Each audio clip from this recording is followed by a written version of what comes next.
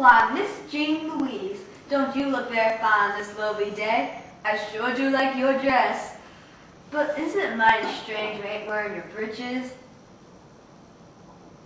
Well, Miss Maudie, I wore them up my dress, of course.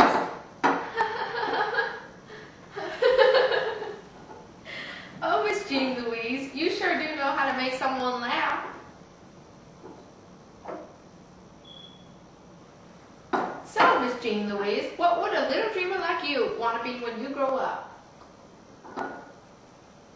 Why, Miss Stephanie, I'm not quite sure yet. Really? Wow! I just had anticipation that you were going to follow your father's lead and I froze because truthfully I didn't know what I wanted to be. I was only 10, it seemed, so far away to start thinking. I replied, Just a nice lady, I suppose.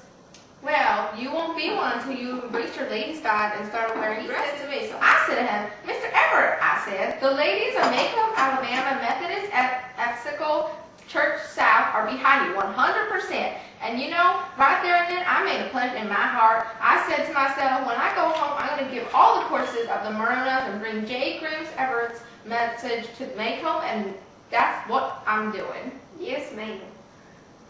Jean Louise, you are a very fortunate girl. You live in a Christian home with Christian folks in a Christian town. Out there, J. Grooms Everett's land, there's nothing but sin and squander. Percent right, Grace. But what do you do about Miss Robinson? Who? Why, thank you, Gertrude. And all about that, I always said forgive and forget. Forgive and forget. Things that church ought to do to help her lead is a Christian life, and for those children from here on out. Some of those men ought to go out there and tell the preachers to encourage her. Excuse me, Miss Merriweather. Are you talking about Mail Ewell? No, child. That's Darky's wife. Tom's wife. Tom's, what's his surname again? Robinson, ma'am. There's one thing I truly believe, Gertrude, but some people just don't see it my way. If I just let them know we forgive them, then we're forgotten it, and then the whole thing will blow over. Excuse me, Miss Merriweather, but what exactly will blow over?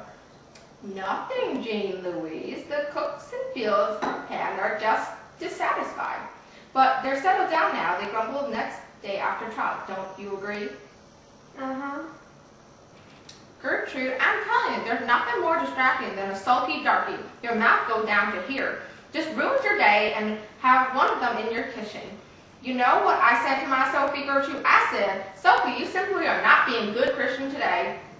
Jesus Christ never went around grumbling and complaining. And you know what? It did her good. She looked up and said, no, Miss Merriweather, Jesus never went on grumbling. I tell you, Gertrude, you should never let an opportunity go by a witness for the Lord.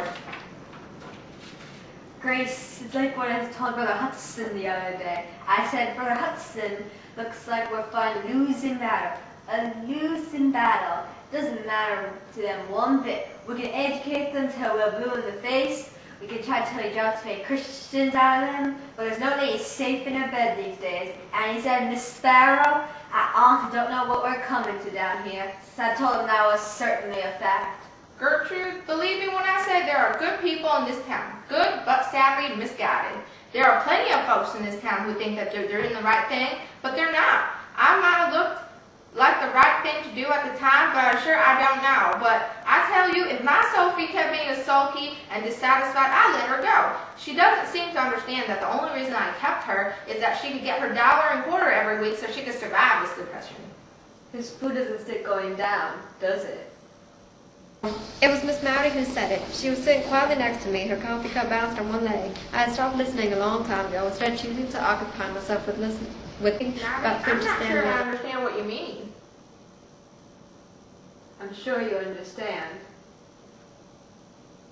I was more at home in my father's world. People like Hecate did not make fun of you for chaffing you with innocent questions, and Jim wasn't critical unless you did something stupid. Women seemed to live in faint horror of men, but I liked them, despite the cussing, drinking, gambling, and chewing. There was something about them that I liked. They weren't Hypocrites, Miss Perkins. Born hypocrites. At least we don't have that here. People just set them free, but you don't see them setting the table with them. At least we don't have the decency to say, yes, and you're as good as we're going to stay away from us. Down here, we say, you live your life your way, and we'll live ours our way. I think that woman, Miss Roosevelt, had lost her mind just completely, lost her mind by coming down to Birmingham and trying to sit with them. I mean, if I was the mayor of Birmingham, Neither of us was the mayor of Birmingham, but for one day I wished I was the governor of Alabama. And they tell him I would say go free so quick that the missionary circle wouldn't know what happened.